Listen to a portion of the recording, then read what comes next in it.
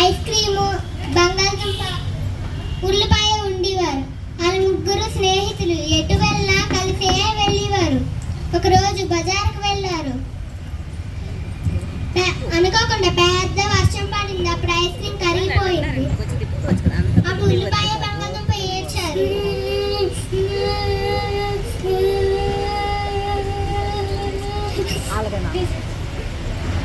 దారిలోని ఉల్లిపాయ, బంగాళదుంప వెళ్తుంటే కొంత దూరం వెళ్ళాక బజ్జీలు వేసిన అతను ఉల్లిపాయ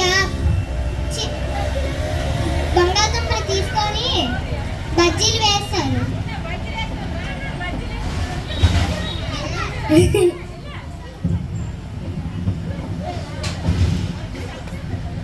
అప్పుడు బంగాళదుంప చచ్చిపోయింది. అప్పుడు ఉల్లిపాయ ఏడ్చింది.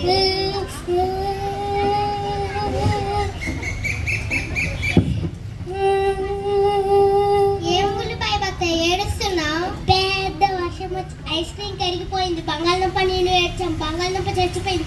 నేను ఏడ్చాను. నేను చచ్చిపోతే ఎవరు ఏడుస్తారు? అయితే నీకు ఒక వరం ఇస్తాను.